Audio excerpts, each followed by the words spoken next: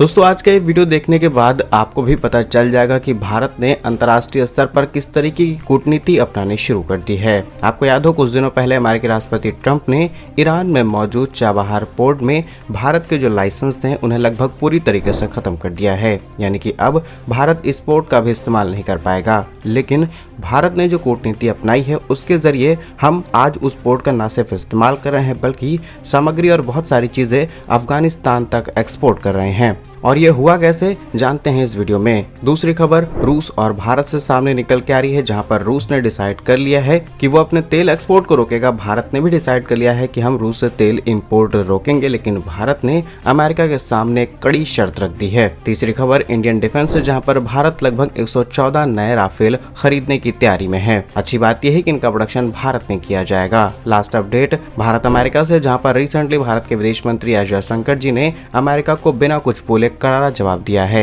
और इसमें स्पेशली भारत ने H1 वीजा पर बढ़ाए गए शुल्क को लेकर के बात रखी है। जानते हैं आज के इस वीडियो में सारी इंपॉर्टेंट अपडेट डिटेल्स में। यदि आपको हमारा काम क्वालिटी रिसर्च पसंद आए, वीडियो को लाइक, चैनल को सब्सक्राइब जरूर कीजिएगा, क्योंकि आपका ये छोटा सा काम आप तक एक खबरें लाने में हमारी बड़ी मदद करता है। सबसे पहले भारत और सेंट्रल एशिया की बात की जाए तो आपको पता होगा कि ईरान है, ईरान के पास मौजूद है एक चाबहार पोर्ट। वैसे तो ईरान पर अमेरिका समेत दुनिया के तमाम देशों ने कई प्रतिबंध लगा रखे हैं, लेकिन भारत को यहाँ पर स्पेशल छूट मिली थी। असल में ईरान में मौजूद चाबहार पोर्ट को लेकर के भारत को कई साल पहले ही एक्सेस मिल गया था कि भारत यहाँ से सेंट्रल एशिया तक व्यापार कर सकता है। हम अफगानिस्तान को रीडेवलप कर सकते हैं और इसके अलावा सेंट्रल एशिया में मौजूद जितने भी देश हैं उनके साथ इजी व्यापार कर सकते हैं। लेकिन ट्रंप के आते ही पूरी कहानी बदलने लगी और ट्रंप का पाक के प्रति प्यार आपको कुछ इस कदर देखने को मिलेगा कि उन्होंने सऊदी और पाक की एक डिफेंस डील साइन कर दी। पाक के नेताओं को अपने देश में इनवाइट कर रहे हैं और सबसे बड़ी बात कि भारत के इस लाइसेंस को ट्रंप ने अब कैंसिल कर दिया है, यानी कि भारत चाबहार पोर्ट के जरिए व्यापार नहीं कर पाएगा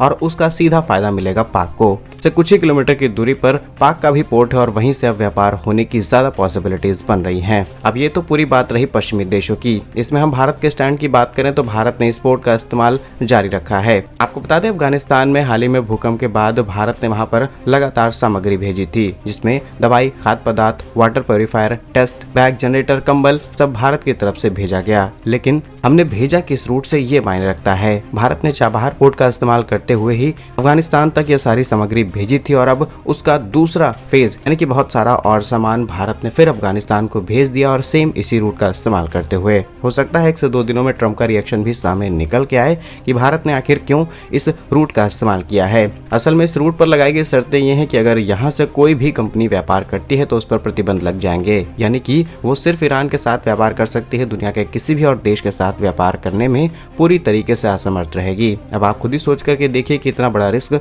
आखिर कौन सी कंपनी लेना चाहेगी। फिलहाल भारत की तरफ से अफगानिस्तान को भेजी गई नई सामग्री की ताजा खेप 3 कंटेनर्स में लोड होकर के पहले समुद्र के रास्ते से चाबहार पहुंचती है, चाबहार पोर्ट के रास्ते का इस्तेमाल करते हुए काबुल पहुंचाई गई है और भारतीय अफसरों ने जाकर के अफगान के अफसरों को ये सामग्री सौंपी। और अगर हम यहाँ पर आपको अमेरिका की गुंडागर्दी दिखाएं तो अमेरिका ने साल 2018 में ही चाबहार पोर्ट के लिए भारत को छूट दे दी थी। साल 2024 में भारत ने इस पोर्ट को अगले 10 सालों के लिए अपने हाथ में ले लिया था और आगे आने वाले समय में इसे एक्सटेंड किया जाता। यहाँ से भारत ठीक ठाक व्यापार कर रहा था। रूस से मंगाया जाने वाला केल, international north south transport corridor, यानी कि मल्टीपल बेनिफिट्स भारत को थे। इस रूट से अमेरिका को फायदा होता, यूरोप को फायदा होता, लेकिन पाक के प्रेम में इतने ज्यादा अंधे हो गए ट्रंप की बिना कुछ सोचे समझे इतना बड़ा फैसला ले लिया है। लेकिन भारत की इस कूटनीति पर आप क्या सोचते हैं, जहाँ पर भारत ने प्रतिबंध के बावजूद भी यहाँ से सामान एक्सपोर्ट करना जारी रखा है? कमेंट्स में अपनी राय जरूर बताइएगा। नेक्स्ट इंपॉर्टेंट अपडेट भारत और रूस से सामने निकल के आ रही है, जहाँ पर रूस अपने तेल प्रोडक्शन को कम करने के साथ साथ अपने एक्सपोर्ट्स को रोकने की तैयारी में है। ये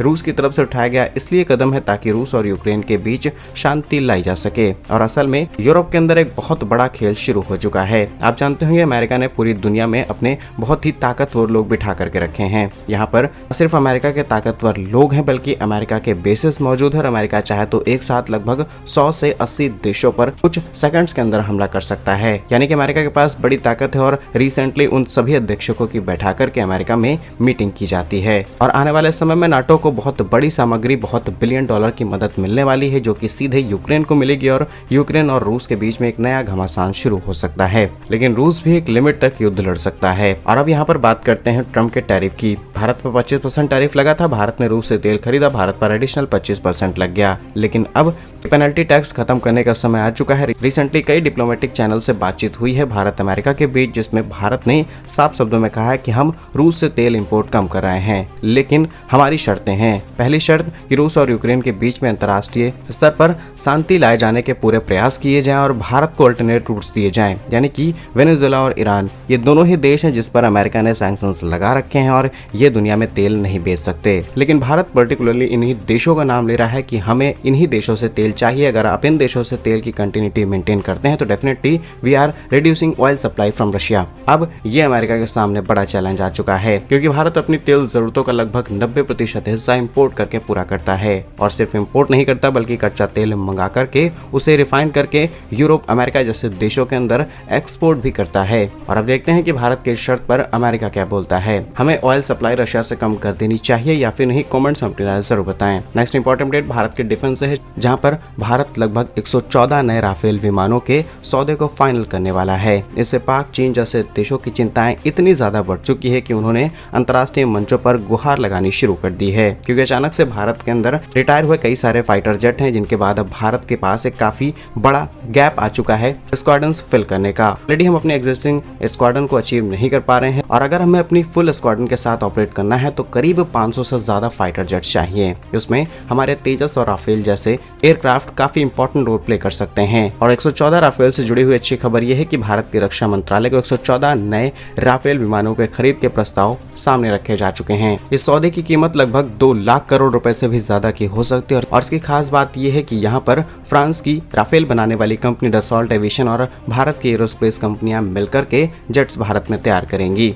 और आप तो ये बात अच्छे से जानते होंगे कि भारत के राफेल को लेकर के पाक ने किस तरीके के उल्टे सीधे बयान दिए हैं कि हमने राफेल गिराया और दुनिया भर की बातें कही गई और ये बंद बुद्धि देश समझता है कि राफेल जैसे विमान इनके आगे कुछ नहीं कर सकते। चलिए इस डील को डिकोड करें तो करीब 114 नए लड़ाकू विमान भारतीय सेना में शामिल होने के प्रपोजल सामने आ चुके हैं। इन्हें मेक इन इंडिया के तहत भारत में तैयार किया जाएगा। 50 से 60% का जो प्रोडक्शन है वो भारत के अंदर होगा। जो भी कंपोनेंट्स एंड मटेरियल्स की सोर्सिंग है वो भारतीय कंपनियों से ली जाएगी। राफेल जेट एक 4.5 जनरेशन का मल्टी रोल फाइटर है। इसकी स्पीड लगभग 2200 किलोमीटर प्रति घंटे और रेंज लगभग 3700 किलोमीटर की है। ये पाक के J-17 और J-10 जैसे विमानों से कई गुना ज्यादा बेहतर है। बाकी ओपी सिंदूर में हमने इसकी परफॉर्मेंस बाखूबी देखी है और तब से इस फाइटर जेट की सेल्स भी बहुत ज्यादा बढ़ी हैं। लास्ट अपडेट भारत के external affairs minister S Jaishankar ji के न्यूयॉर्क में दिए गए बयान से सामने निकल के आ रहा है, जहां पर न्यूयॉर्क में विदेश मंत्री एस जयशंकर ने कहा कि दुनिया को ग्लोबल वर्कफोर्स की हकीकत स्वीकार करनी होगी। उन्होंने चेतावनी दी है कि सिर्फ राष्ट्रीय आबादी से श्रम की जरूरतें पूरी नहीं हो सकती